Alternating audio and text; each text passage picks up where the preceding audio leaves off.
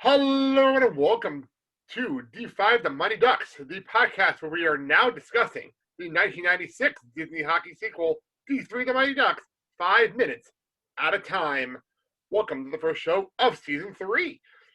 As we start a very jam-packed Season 3, I am actually opening up with two guests this week. First, our first all-star guest of the season, Bryan Ripper from the All About the Mouse Disney podcast. Welcome to the show, Bryan.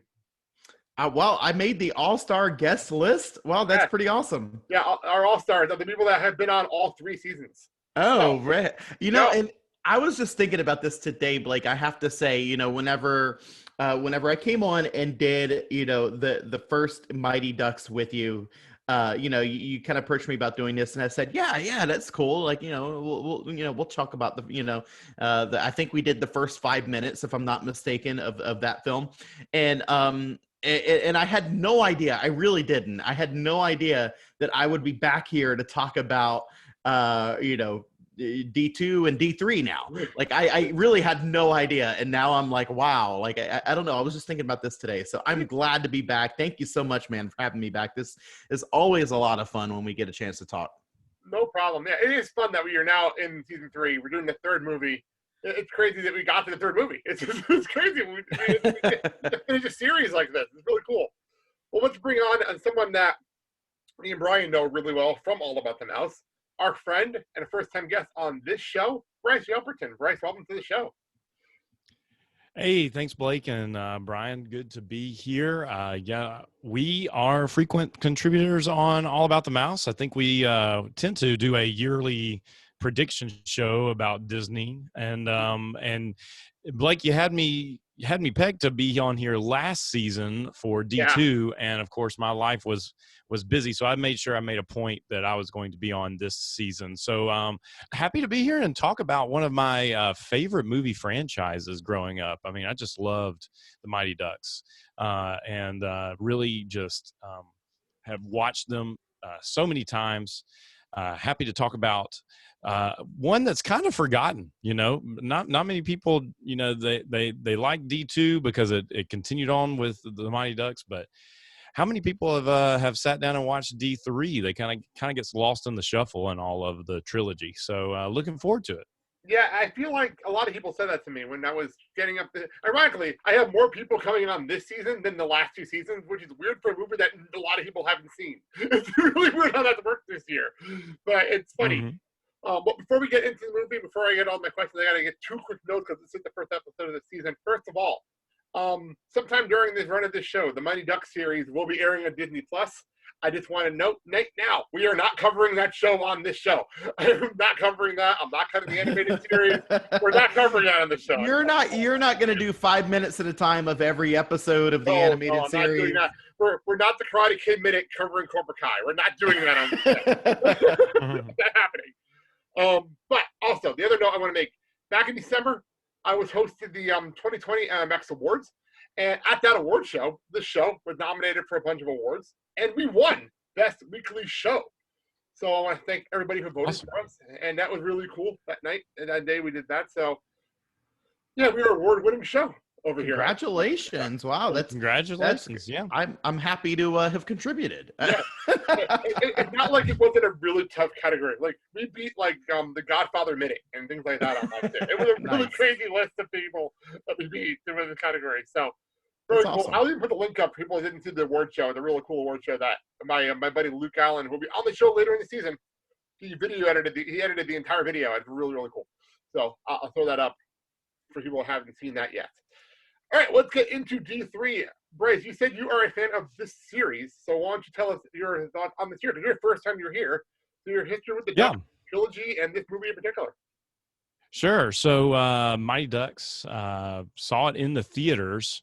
And I guess I was about, 6 or 7 when it came out. Saw it in the theaters, and it's actually the Mighty Ducks. The first film was actually the first movie my sister saw in the theaters. Wow! As a child, so it's the first movie that she actually sat through. So kind of interesting little nugget there. And I love the story. I live in Mississippi, so I don't have any ice skating experience whatsoever. We had an ice rink for a little while. It didn't make it.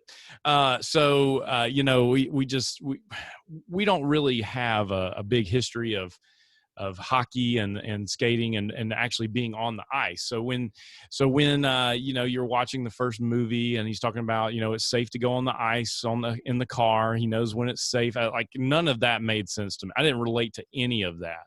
But then you get to D2 and you get to really see some of the characters. You get some more elaborate not elaborate, but some more like caricature type characters come in to have little gimmicks, unlike just the first film. And once you get to D3, it's like the people that make it all the way to the third movie are more than just, the regular watcher. They're fans of the films because they harken back to the first two films a lot in the third movie. And they try to cover some different themes with it that are going to be interesting for you guys to discuss once you get to those. But they really kind of take it to a different level. It's not just about playing hockey and not just about beating one adversary. It's kind of the whole, psyche of growing up and moving on past hockey, or using hockey to kind of relate it to your everyday troubles and the big changes that happen. So when I saw the third movie, it was just like coming back to a good group of friends that I remember being with. And that's what I remember most about the third movie is that, I get to hang out with these people again, and I just wish Emilio Estevez had played a much larger role than he did, but I'm sure we'll get to that later. Yeah. Well, it's pretty funny, actually. Well, I have when we have the credits, it's actually really funny where his name lines up in the credits. Well, we'll get there in a minute. Mm-hmm. Brian, do you have history with D3? I know the last two movies, it was interesting, but with D3, do you have any history before asking you to be on this? So this is really interesting. And I'm gonna kind of, I don't know, I'm gonna out myself here a little bit because I have no problem doing that. So it's interesting that I'm back talking about this because I will tell you that D3 is actually a film that I'd never seen D3. Wow, actually. Okay. I was one of these. I was one of the people that had seen Mighty Ducks. Like everybody's seen Mighty Ducks, and then of course like the sequel comes out. Mighty Ducks was big, so you got to go see the sequel. But I think by the time D3 came out, I was kind of at a point in my life that I was like, I don't know. I think the sequel, this series is kind of like jumped the shark, if you will. So I was kind of at that point in my life. So I had to do a little bit of research for this. I'll be honest with you. But I do remember, obviously, I mean, this film came out in 96. I was born in 80, but I tell everyone, like, I'm a child of the 90s. Like, I love the 90s, whether it's music or just pop culture, movies, things like that. So obviously this is right in my wheelhouse, really. And, one of the things that I remember is, and I think, Bryce, you were talking about like the people that made it to this film and kind of like, having this group of, you get to spend time with these friends and stuff and these people come back. This is, I think, this is a really big series for Joshua Jackson, which, he's really like at this point, he's in like every Tiger Beat magazine, this whole like, teen idol. And then in just a couple of years after this movie comes out, he'd go on to play a really big role in Dawson's Creek. So, I mean, like it's a really big series for him. It really brought him into his career, really. I don't really know what he's doing now, but anyway, so this is but the Mighty Ducks, I think my kind of experience and my background with the Mighty Ducks, I feel like it's probably similar to a lot of people where, again, like they saw everyone saw the first one. Most people went back and saw the sequel, but, kind of once you get past D2, I think that's where, the box office numbers kind of started to slip a little bit. And maybe some of that might have to do, with the fact that Emilio Estevez is, playing a lesser and lesser role as this goes on. But this is, it doesn't matter though. I mean, like the the film franchise and the series, it really, I feel like it sits like what you said, Bryce. I'm in Florida, so we don't have ice here, you know. And I think we even talked about that. Blake, like on the first one, I was like, I'm not a hockey fan. I don't watch any hockey. I don't know the rules to hockey. I've been to one hockey game in my life. It was like a minor league, like hockey game here in Jacksonville, Florida. You know, so, but it didn't matter because I still really love the film. You know, the film was, you know, it was a really, you know, really well made film. And it really, you know, it's your typical against all odds, you know, you're kind of taking this, you know, ragtag bunch of misfits who, you know, have no shot, no shot whatsoever. And kind of, you know, just relating to them on a very real level, just, you know, not complicated or anything, just relating to them on a very real level and making them champions and winners. And that's where we kind of start off with D3, I think, is, you know, we're out of that area where the kids are, where they're not winners, where they're losers, where they can't do anything right. Like, that's long gone. Like, we've, you know, it's almost kind of like this has shifted into a completely different, I mean, it shifted to a completely different plot, a completely different storyline from the original Mighty Ducks. I mean, we come into this with, you know, they're champions. Right. You know, they've just come from the junior Goodwill Games, you know, winning that championship. And so I think that's a really interesting way to start off this third movie. Well, I'm about to say this movie, I was so hyped for when it actually came out, because I had, between the second movie and this movie is when I became a hockey fan. It's actually when I became a diehard hockey fan, diehard Devils fan, and everything else at this time. Because going back in the history, the last movie came in '94. That's when I became a hockey fan. In '95, and the Devils won their first cup. So, like, it was right in the middle of all this. And this is when I became a diehard fan. Also, at this time, the Mighty Ducks of Anaheim are now a franchise. At this time, we're actually heading into, like, the actually, movie came out October 4th, 1996. I wanted to look it up to see if that was opening week of the NHL season. It wouldn't have surprised me if Disney tied it all together with this movie and opening week. It wouldn't shock me at all if Disney did that. So I remember, this is gonna make somebody sound such a geek when I say this, tell this story. I've never told this story on air. I had a notebook in school. I had a notebook where I was counting down the days till the release of this movie. I was that nerd. Like, I did that. I love it. I love it. And my dad knew when this movie came out, we're going to go see it. My dad took me to see this movie. My mom's not. My dad did. Like he knew I was obsessed with this franchise, and I had to see this movie.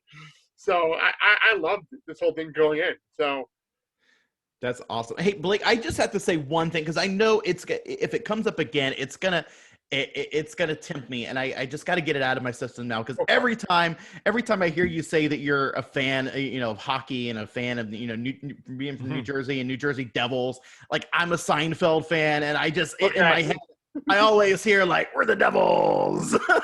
I love it. I don't know. That's the only thing I know about the New Jersey Devils is from Seinfeld, but I love it. You know what? The Devils own that. They own it now. They play that in every game. Do they really? Every game now. Any game I've been to, and it's playing. You hear it in the background in every game. I love it. Oh my gosh, I love it. They actually made a Funko, a putty. Not a Funko, a bobblehead. No way. And they gave it away at a Devils Seinfeld night.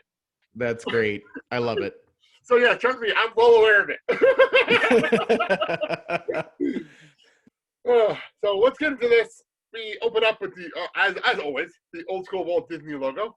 So I had to look up other movies that came out in 1996, and oddly enough, the list was not as long as we have now, where it's like 87 movies come out in a year. So the list was not that long. The list is Muppet Treasure Island. Homeward Bound 2, Lost in San Francisco. Excellent film. That's a great movie. James and the Giant Peach. Oh, yeah. I forgot about that one. The Hunchback of Notre Dame, the animated movie. Yeah. That came out that summer. First Kid, which I don't remember. First Kid. Yeah. Vaguely remember it. Yes. That's one of those. Isn't that one of those where it's the son and people get confused because it's either Sinbad or Oh, I think that's Shazam. I think that's Shazam. that, I know it's Shazam, but Shazam or something like that. but this is the movie that he actually was in. Oh, okay, I gotcha. I think he was actually in First Kid. I think that's right. Anyway, and then this movie came out, and then the other movie that came out was the first live-action 101 Dalmatians. Oh wow, yeah, that one actually did pretty well. Yeah. Thanksgiving. Yeah. So there you go. This is a rough year for Disney, though. Yeah. It's a weird year. When you look at that list, it's a weird year. You know? It's true. So we open up our movie, and I love the fact that we do flashbacks, by the way, since it's the entire credits, to set everybody up for where we are. But I do find it funny that Emilio Estevez's name is first. Like, he's barely in this movie, but he's the first name you get. I mean, but in all, he's the biggest biggest name. Yeah, I mean, it is kind of funny to like, kind of funny to laugh about it because he isn't in much of a role in the movie, but he is still the biggest name as far as Hollywood goes that is attached to this film, and especially to the franchise. I mean, he's still even though he's not a central part of the movie, he's still it really is the star of the film. I guess. I had to see what was Emilio Estevez up to between movies. And he's one of the only ones that actually did anything in between movies, because most of the characters in the movie did not. But he actually didn't do anything major on air. He had an uncredited role at acting in Mission Impossible, the first Mission Impossible movie. But he mostly did producing. He was the executive producer on The Jerky Boys, the movie. Oh wow! I forgot that was a thing. And he also produced and directed the movie The War at Home. So, there you go.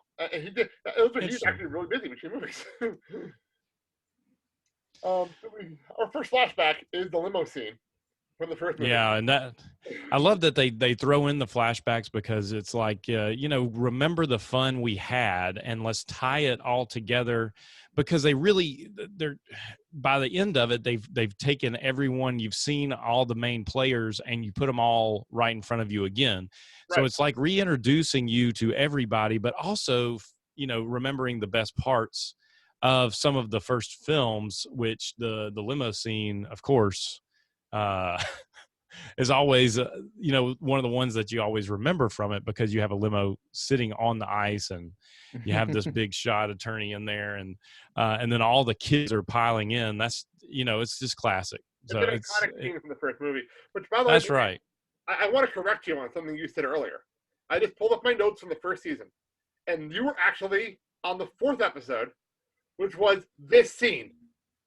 You were on. Oh yeah, yes, yeah. I remember that. That's actually like, out of that movie, is so funny. Like I didn't plan that or anything. I didn't pick that scene in particular, but I'm really happy about that because that's really the best one to be in, I think. Yeah, I just checked my notes. I actually kept all my notes from the first 2 seasons to get how to reference anything. And yeah, this is actually the scene you were in, the first movie. So there you go. Very cool. So our next flashback scene is the famous egg shots, which is funny to still watch back. And besides, they look so young in these clips. Like, knowing how much older they look when we get out of the credits, they look so young.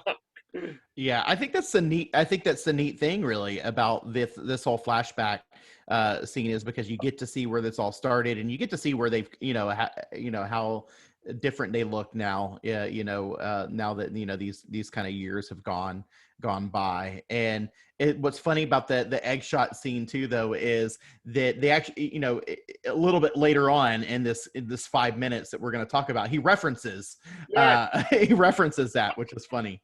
That is really funny, actually. So we have our next credit, by the way, is Jeremy Nolan, who is actually Coach Orion. And before this, he was in Quiz Show, and he was in Love Affair. I don't know what Love Affair is. I know Quiz Show. I did enjoy that movie. So I'm not sure if you know what you guys saw those movies. So we move on to the reveal of the jersey from the first movie, which I still love. Emilio handing this up. Emilio handing up the showing of the jersey is some of my favorite scenes in the first movie. Yeah. It's so funny. And the whole thing with the eggs as well is just one of, it's like Like, are they really doing this? Is this really a tactic that would be used for hockey? No, I Is don't this like, no, it's just completely all, the Disney-fied version of it, and then, him with the jerseys and all. What is really ironic is that I never really understood why they were called the Ducks. And and it was all because it was Duckworth. And I finally realized that as an adult, but I did not get it as a kid. I just thought that they did it because they fly together or whatever. Ducks fly together, but I didn't. It was lost on me as a kid. So so even here in D3, I still didn't know. I still confused. But like, and I don't know if anybody else, I don't know that I thought about this on a very, I don't think I gave it much thought, but somewhere in my subconscious, I think I just kind of assumed that, it's Disney and, like Disney has a really prominent Donald Duck character. And so it's like, oh yeah, what can we let's do something around ducks, Mighty Ducks. Okay, here we go. That we have our team name. I don't know that I gave it a lot of thought, but I know that somewhere in my subconscious it always made sense to me that this was Disney and that, like, and I don't know, I felt like the the hockey mask with the duck, I always felt like it very loosely kind of resembled a Donald Duck, and maybe just the fact that it has a bill. It looks like a duck, but I always thought it was like Donald Duck's hockey mask. I like that. That's pretty funny. Actually, on the video side, you can actually see the brand new Ducks jerseys for this season. It's actually the brand new Ducks jerseys on the video screen for this coming season. So they brought back the old logo for nice. Which is pretty cool. Just for this season, or is this like special for this? Okay. Yeah, they did I think it was called like a retro something. I forgot the exact title, but they went retro and they brought back the old logo for this season. Nice. It's actually pretty cool. For the NFL does that, but they do it for like one game, and that's it. Yeah. The throwbacks. When the NHL does their jerseys, it's like half the season, or like the NBC games, or like things like that. So it's pretty cool. So, one last credit I wanted to make sure I brought up here, because everyone else is all the kids that will have seen throughout the movie. David Sublett, who plays Dean Buckley, who we'll be seeing a lot in this movie. He's one of those faces that I recognize, but I didn't know why I recognized him, and I still don't know why I recognize him besides this movie. It's one of those weird things. But apparently he was a big TV star at this time, and he was in a show called Falcon Crest. Oh wow! Yeah. 1990, and he did 409 episodes and won a Soap Opera Digest award. I remember Falcon Crest, actually. I mean, I never watched it. I have my stepmom watched it a lot, so it's funny. I do remember that, and that's definitely 80s. Like that brings back images of the 80s to me. It was a big show at the time. I think like that and like Dallas. I feel like, because I think it was like an evening. Yeah, it was a primetime soap opera, much like Dallas was. But yeah, that's interesting. That's pretty funny. So we continue our flashbacks. We cut back to them cheering them on. I do love watching them in slow motion yelling, which is funny to me. I'm not sure why I'm laughing. Yeah. Slow motion yelling. There's nothing else happening here. But it's just obviously Charlie's shot that wins them in the first movie. Mm-hmm. So it's weird because they don't really have a lot of flashbacks from the second movie. But no, they don't, and that it's really just to remind you that there was a second movie, because the first movie was really all that mattered. Yeah. With all of this. Exactly. And you know what? We didn't talk about the what is it? The they have the hockey puck at the beginning that flies up in the. Yeah. Isn't that the triple deke? Isn't that what Charlie does? And kind of doing the same motions as it was to start it off. Yeah, but it's that's what I noticed first. I was thinking, oh, I bet that's the triple deke. So. Well played. So while we're doing this, we're getting the speech that's going on the podium that we don't see yet. Or Coach is saying, it's a great honor to introduce you to a truly great group of kids, as they're showing them falling down, tied up for the second movie. Whoever edited that, brilliant. Absolutely brilliant editing on that point. They can be a little rambunctious. And here's the part where you brought it up. They've run me ragged and played more than their fair share of pranks. And he hasn't forgotten about those eggs that we brought up earlier. Yeah. Yeah. Yeah, and here's an observation just about that though, Blake, and I don't know, like this is, I always hate it when movies have too much going on at the very beginning of the movie, and this is something I almost kind of feel like I wonder how many people were really paying attention to the dialogue in that part, because you know, here you have the opening credits. You have so you're reading like the cast and stuff like that. You've got the flashbacks going on. So you're kind of like, oh, wow, that's cool. Yeah, I remember that. You know, you have that, nostalgia. And then you have like kind of this dialogue, and you don't really know, is the dialogue a flashback from one of the other movies, or is this new? Do I need to be really listening to this to understand what's happening in the movie?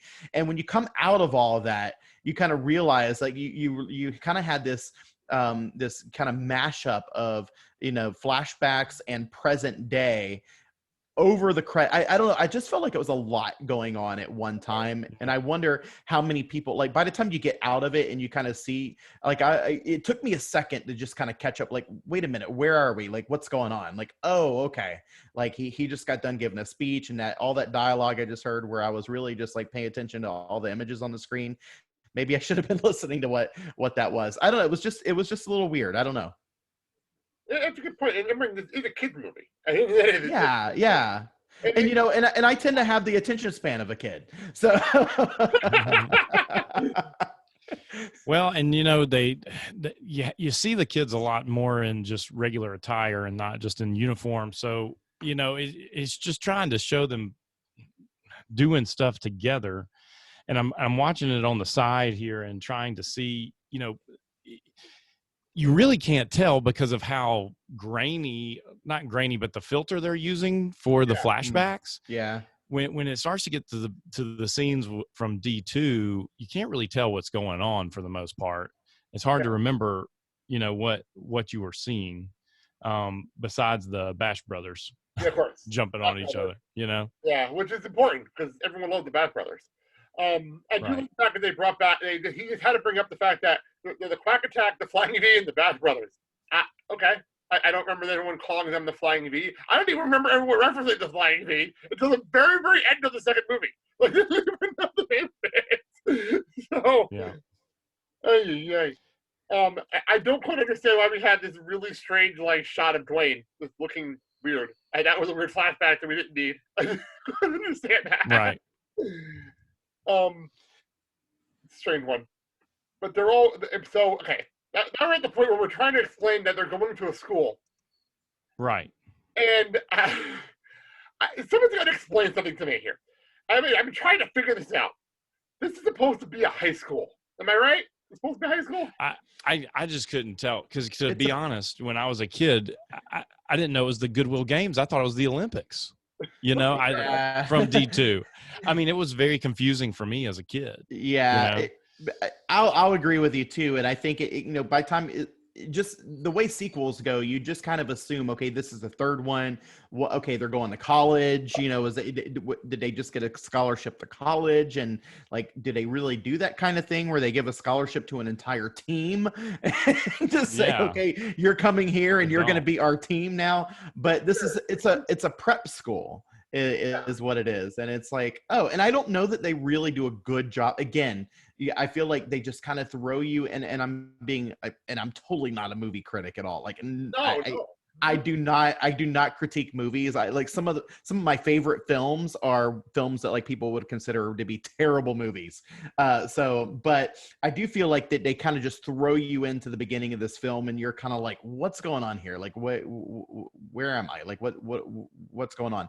So yeah, it's a prep school, I guess, and for whatever reason, and it's the prep school that Gordon Bombay, I guess, went to. So they're kind of following in his footsteps. What's weird about it, though, it's a prep school, but like prep schools are they freshmen in high school? Like, is that the whole thing here? Like, I've been trying to figure this out when watching this movie. Like, what are they doing here? Like, I attended public school, so I same here. Me too. From sixth grade on, I was in public school, so I can't really talk either on this one. So it's a weird one. But you're right. The fact that they got full athletic scholarships as a team is strange. Like, yeah. Strange thing. Like, I've seen some weird stuff happen in the hockey world. Like, I'm a big World Juniors person. I love watching the World Juniors. And in the World Juniors, you have Team USA, and most of those players get drafted in the draft. Like, it was a big deal one year when like 15 people from that one team got drafted in the first round. Like, it was a very big deal when that happened. Like, it was a massive thing. The fact that an entire team that happens to know each other, that happens to be friends, all got put in the school together is weird. I don't understand it. And then, after the bond, and I don't know, I don't want to jump too far ahead, but like the bond that they have had, they wait until after this whole big presentation it's going on, this big, and he's like, well, I guess I should tell them. And I'm like, really? That's like, right. You haven't talked to these guys yet? That's a whole different thing we'll get to in a second. I guess I should tell them I'm not going to be in this movie very much. We'll definitely talk about that in a second. The one part, I love the line, though. He said, I hope these Ducks will be happy warriors. I'm not going to lie. When I first saw this movie, I did not realize warrior was the name of the team. I did not think that was the name. I just thought they were using a word to explain, like, their word for hockey players. I didn't really to explain their effort. Yeah, I didn't know that was the name of the team. Happy war. Captions on it. It's capitalized captions. So thank goodness for closed caption. Yes.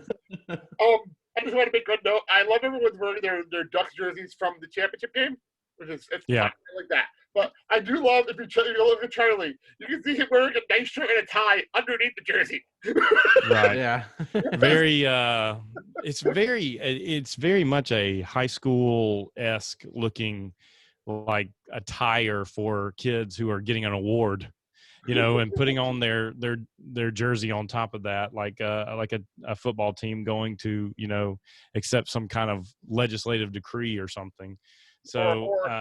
Or even winning or becoming a Hall of Famer, as the Met football team did a couple of years ago. Yeah, and it's like you've got all these people out there watching. Like who announces that they got these full scholarships and they're joining? It just is very odd. I mean, but you kind of just have to take everything with a grain of salt about it. The only thing I would say is they are Team USA. So that's right. Like a ESPN or even like maybe a local station in Minnesota or something making a big deal out of it, because they're all Minnesotans. Most of them are Minnesotans. They're from Minnesota. They're Team USA. So let's make a big deal out of them coming to the school. Like, I could see that being a thing, even in the real world. I could totally see that being a thing. But it's just weird that they all got scholarships. Yeah, seriously. So I just want to make a note. We cut to the crowd, and for the first time since the first movie, we see Charlie's mom and we see Han for the first time since the first movie. So we'll get back to them later. But this is the first time we're seeing them since the end of the first movie. So was Hans not in the locker room of the second at the last game of the second film? His brother Jan was in the second movie. Oh, because Han was visiting their mom in Russia. That's right. That's right. And Jan started the store. The fact I remember that shows I spent way too much time on D2 last year. Yep, that's it. Oh, man.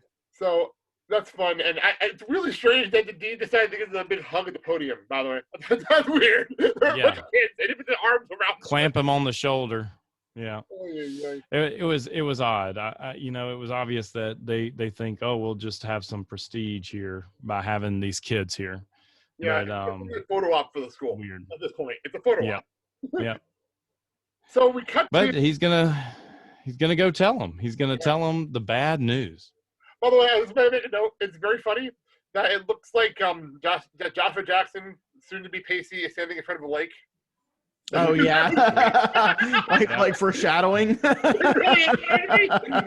I've seen this visual many times at Dawson's Creek. You could almost hear Paula Cole coming in and the soundtrack. Yeah. I've told people in the past that I'm a massive Dawson's Creek fan. Like, I love that show. So like, I watched every episode, even that crappy 6th season. I watched every single episode of that show. I cannot wait for you to pick up like your 10th podcast, Blake, and it's the Dawson's Creek Minute. Actually, I want to throw out there a quick plug to Creek of the Week, which is a podcast that did break down Dawson's Creek, and they're great guys and friends of mine. They actually sent me a pin that's in my car. It's actually a guy who won a pin from their show. It's in my car. So Creek of the Week. Go listen to their show. Creek of the Week. Cool. They watched Dawson's Creek in a random order. It was actually really fun how they did it. It was actually really fun how they did it. It was really cool. But anyway, we find out that this is where we find out that Gordon's not going to be coaching them. Right. And I love how he starts out. He's saying, this is stuffy, but, we'll loosen it up, coach. It's just like, we're going to do what we always do. Come in and break some eggs. It's just all this, let's keep on doing exactly what we're doing. And it's just interesting to me that they completely break the script and say, well, he's not the coach anymore. He's going to go work for the Junior Goodwill games. You guys have a different coach. Yeah. And I thought that was interesting. Very, in a good, probably a good direction. Yeah, we're 3 minutes in and we're ready to do the first plot twist of the movie. Yeah. What I thought was really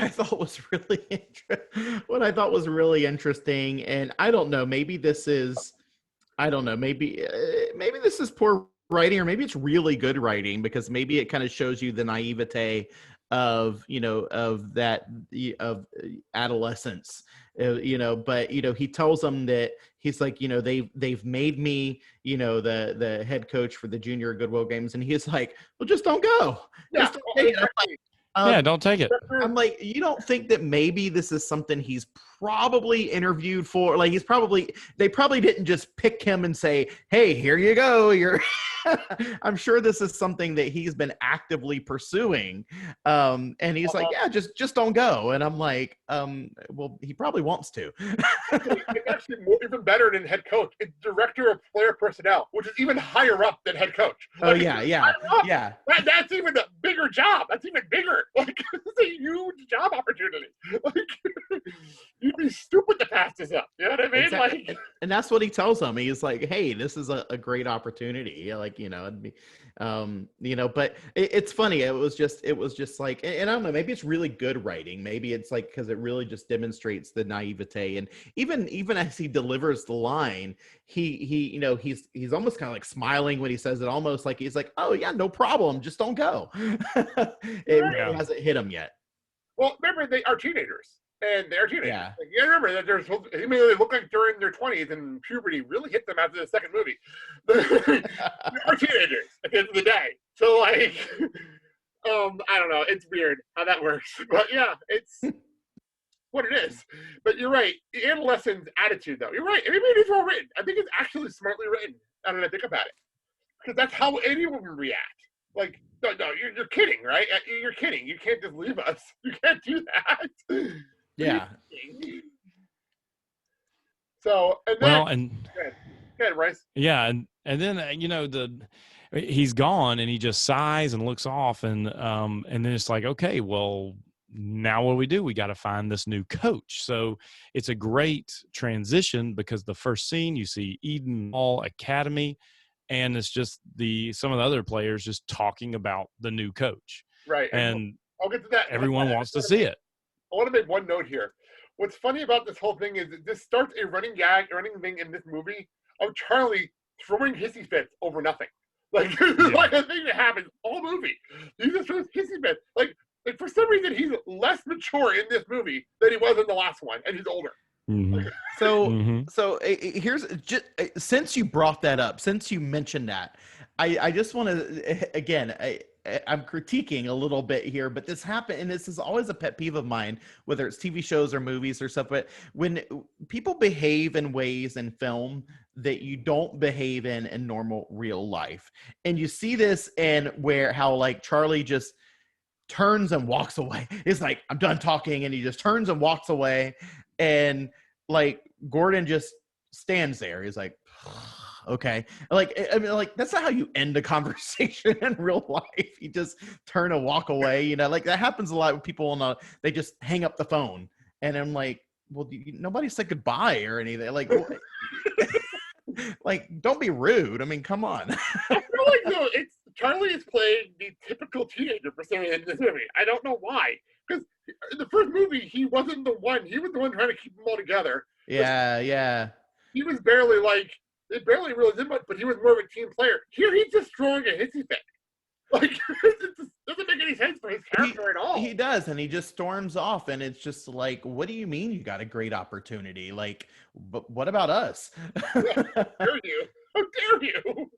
Like, yeah, I know, like, dude, like, he's done his time. I mean, literally, like, done his time with that team there, and I don't know. Yeah. So I actually was looking up. I wanted to see if I could find any information on where they came up with Eden Hall Academy thing, and I can't find anything based on what they want to talk about. There's no commentary tracks or anything else on these movies, so like I can't find any information. But what's funny is somebody put together a fandom page, a Disney fandom page for Eden Hall Academy, the fictional prep school in Minneapolis, Minnesota. Really, huh? Yeah, it's apparently in the world here. It's a 4-year academy. And it has tuition and scholarships awarded to deserving students. So apparently the Duck are deserving students based on this fandom page that somebody typed up watching this movie. Okay. I do find it funny that it had listed anemones on here. And it said cafeteria, dormitories, hockey rink and locker rooms, radio station to broadcast sporting events, and stables.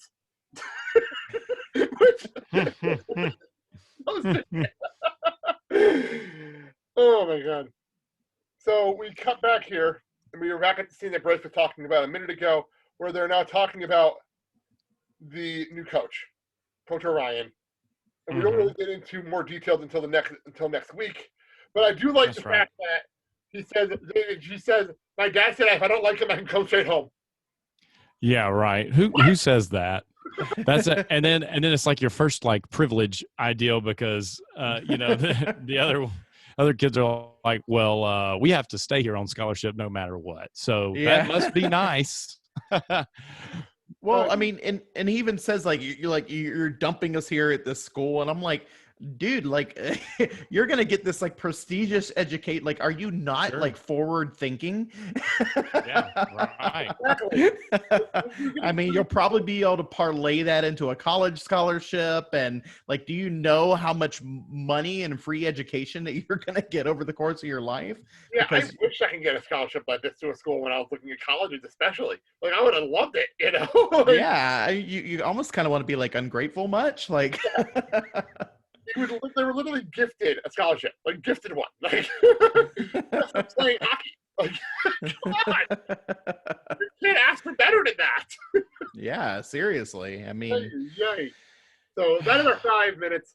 We'll continue on next week with Kurt Hoffman, a good friend of mine who's coming back next week to continue on with our next 5. But before we move on, I want to say any other thoughts on the movie, since you guys will be back. Brian, any other thoughts on this movie? It's the first time you're seeing it. I'm actually looking forward to the next episode, because I love, it's really funny. I love how the scene starts off, and I'm just gonna leave it at that. I'm just gonna tease it, because there's a pretty funny little quip there between the kids, you know, as they're kind of looking around at the demographics of the school there. It's pretty funny. So I'm looking forward to that. I can't wait to hear what you guys have to say about the next 5 minutes. Fair enough. I'm Brian. And what now? Any other words on this movie?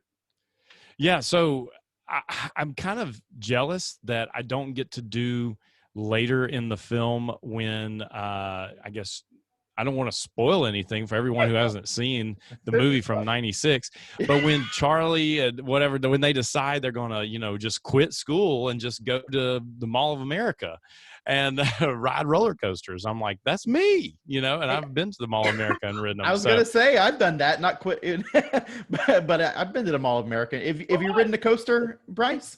Yes, I have. Yeah, me We too. I had a conference there. I had a conference there a couple of years ago, 2 years ago, and I think there are 4 coaster credits there at the theme park, and I did all 4.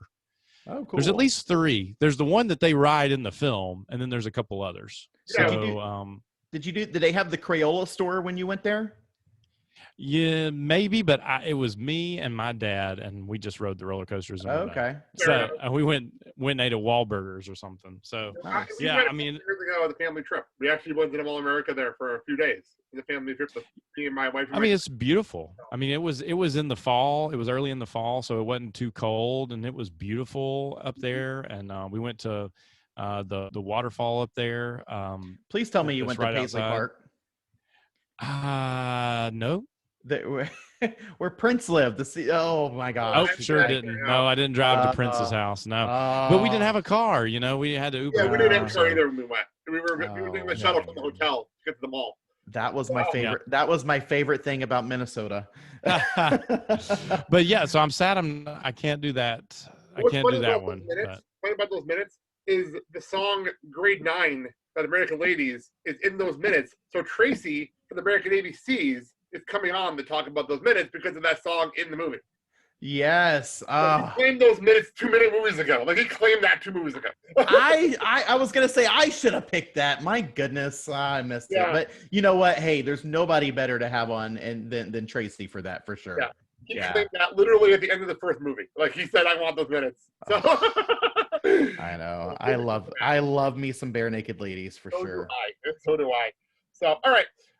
You'll be our first guest and kind of guinea pigs on this question. I'm going to ask every guest on this season for your craziest high school story. If this is the movie we're in, and everyone's got at least one. So, who wants to start, Bryan? So, I had to, I was a pretty boring kid, I think, growing up.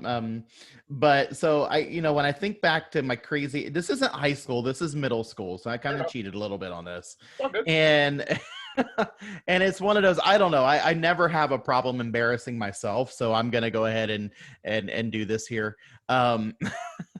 So I had a friend of mine. I was in middle school, and so this is 6th grade. My high school was like just really, really boring. So 6th grade was pretty adventurous for me. And and I had a friend of mine who got I was in band. We were both in band, and I always thought the band kids, I always thought we were the cool kids. When I heard the term, what do you mean? What do you mean? Girl. I dated a girl in the band in high school. No, they're the fun ones. Let me tell you something. I mean, I was probably 23 before I heard the term band nerd or band geek, and it was my wife. Now we were dating at the time, and I forget, somehow she kind of mentioned something about gang, and I'm like, what do you mean band geek? Like band, or what are you talking about? Like the band kids are the cool kids. And she's like, no, you just thought you guys were the cool kids. And I'm like, no, we were we used to have a and I'm getting off topic here, but I'm sorry. We're not on a clock, right? But we had they called them combo, and it was and they were kind of like the chosen kids of band. It was 5 kids, like a sax, a trombone, a trumpet, and just a couple, a clarinet. And they would come out on Fridays, the days that we had football games, and they'd come out before school started, and they'd just pick a place somewhere on school campus or on property, and kind of just pepper, play, and just kind of it was a great. And I always wanted to be part of the combo. I was like, man, a combo, those are the cool kids, those are the coolest of the cool, and but anyway, so I had me and my friend, we were both in band, and so I guess we were the band nerds and just didn't know it. But my friend got picked on a lot, and there was a I don't know, a girl bully that was picking on my friend, and I decided to stand up for my friend, right? And I'm like, hey, don't mess with it. Anyway, as things kind of play out, we get into this little pushing match, and she pushes me, and I kind of fall down, and this big swarm of people. If you've ever been in a fight in high school, it's the people just come out of nowhere, and it's whoa, and I'm I'm on the ground trying to get up because I lost my balance, and I can't get up because people are all around me, and she's over me, and she's, reaches down like to swing at me or whatever, and I just grabbed her arm and I bit it. I bit the heck out of it. Like, she had to go get an ice pack on it and everything. And anyway, that was like, I was like, man, that was my moment of triumph in middle school. Fantastic. And every time I told that story, because I was so proud of that story, everyone was like, so what, you got in a fight with a girl and you bit her? And I'm like, yeah. I'm like, I wasn't going to let her hit me. Fantastic. You know what's funny is, like, I wrote this question down and I realized I've had my town had a lot of crazy shit happen in my town. Like, a lot of weird shit. Well, I'll throw a middle school story out there because you just let me thought of one. Me and about 15 of us got in school suspension for getting into a food fight in school. A food fight? Wow. In our cafeteria. And like, it was hysterical because then we couldn't have lunch at school because they wouldn't let us in the cafeteria for a week. We had to walk to like another place to get food for like a week. And then we all got in trouble for hanging out by the crossing guard too much. Was this like a full-blown food fight like what you see in the movies where like a whole cafeteria is in on it? Oh, it did at the end. By the end it was. Yeah. Nice. It's been one of two food fights I got into in school. One of them was that one, and then I got the one in high school that ended up with a Wait. Hang on. You got more than one food fight?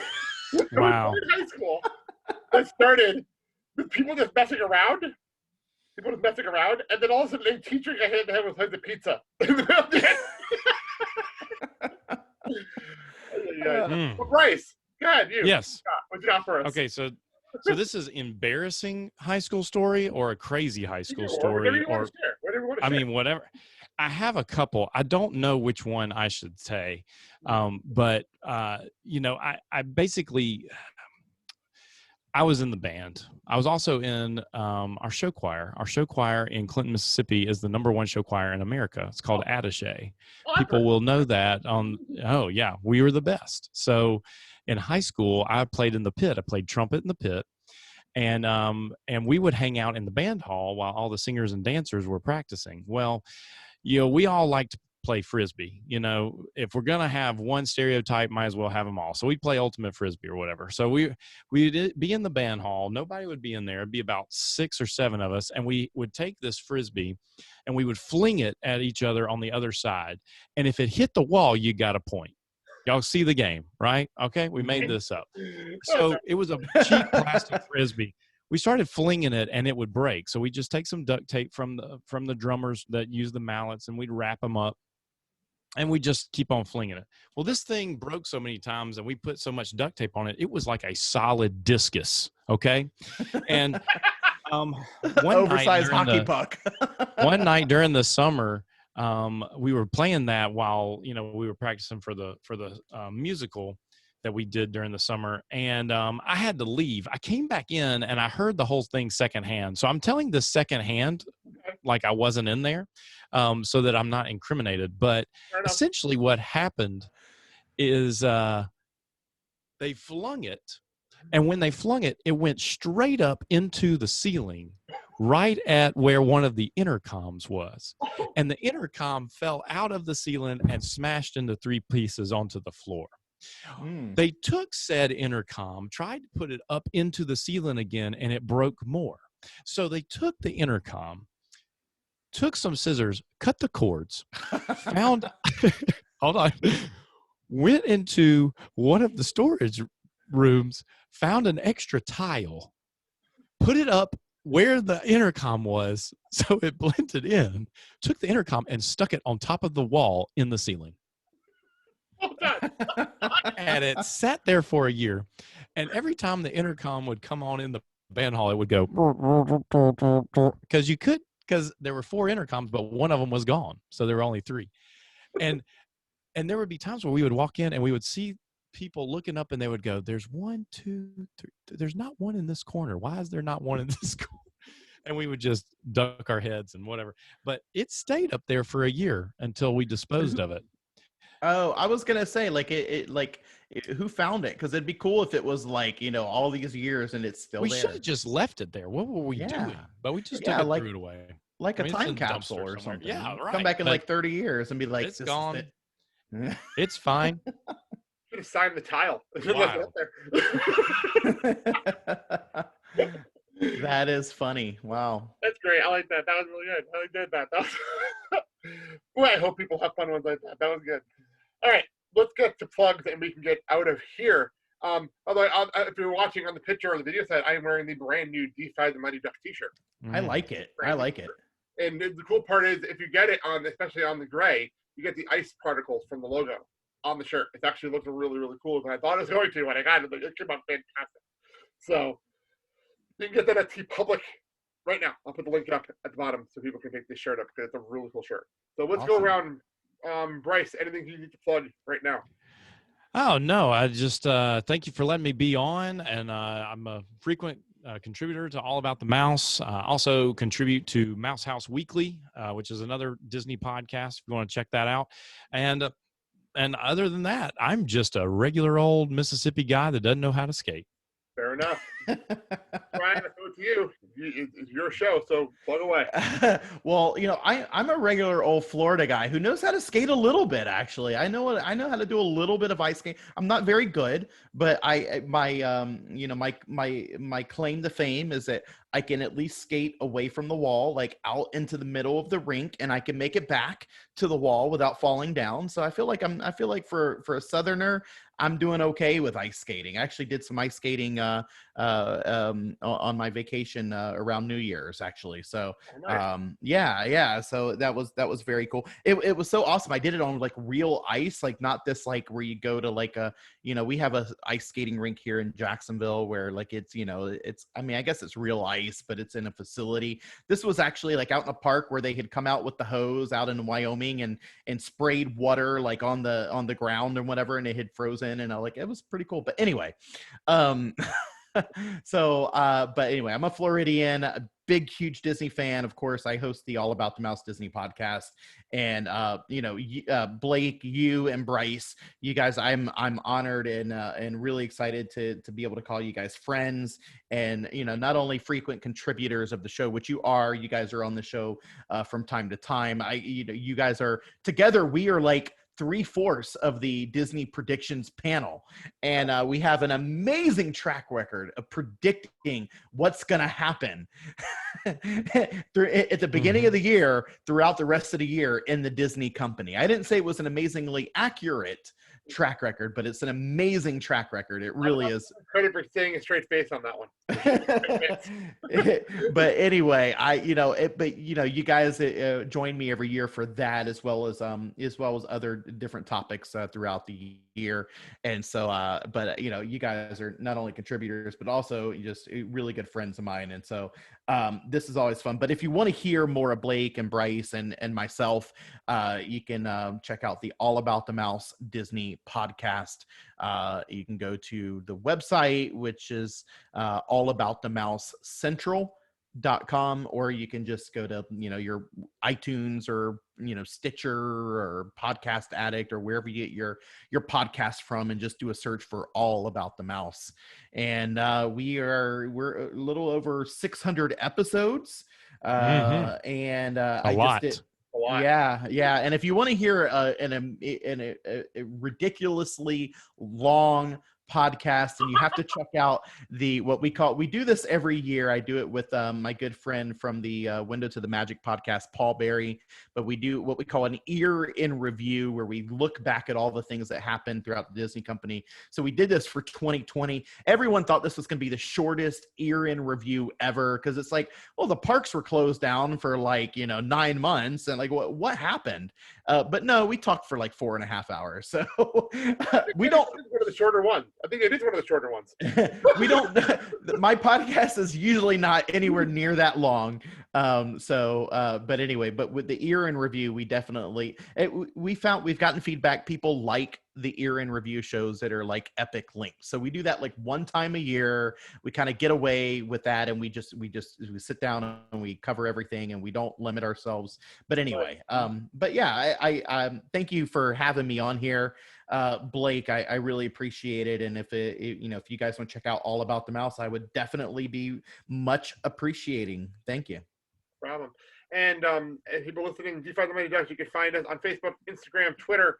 I post a lot on Instagram. I'm big on Instagram, so go over there. And I'm going to plug a new place you can find us, because I grew up in a lot more places than we were last season. So you can go to Spotify and listen to the show over on Spotify. So there you go. Awesome. Listen to D5 the Mighty Ducks. Also, listen to the Blake and Sal show every single Friday. Normal circumstances, when the first show goes up, I say it's WrestleMania weekend. Go listen to WrestleMania coverage. Unfortunately, we're in a pandemic, and I have no idea what WrestleMania is this year, so I can't even say that this time. So just go listen to the Blake and Sal show and go find out what we're talking about, because at this point, I have no idea what's going on. So that's every single Friday. Right after this show goes up early on Friday. We go up later in the morning. So Blake and Sal show, blakeandsalshow.com. All right, let's get out of here. Thank you, gentlemen. This was a lot of fun. And as I was telling Bryce earlier, I don't know how long the show is going to be, because it all depends on how much we talk. And now I'm going to have to tell the Bat Minute guys later on that this show went over an hour, and see if they can beat it. So that's usually the longest show is when we have Niall McGowan on. So we'll see what happens. See. Well, thanks for letting us be on, Blake. It's been a pleasure, and all luck to you for this season. Well, thank you very much. Thank you very much, Brian and Bryce. And thank you all for listening to the show. And we'll see you all next week. Have a good day, everybody.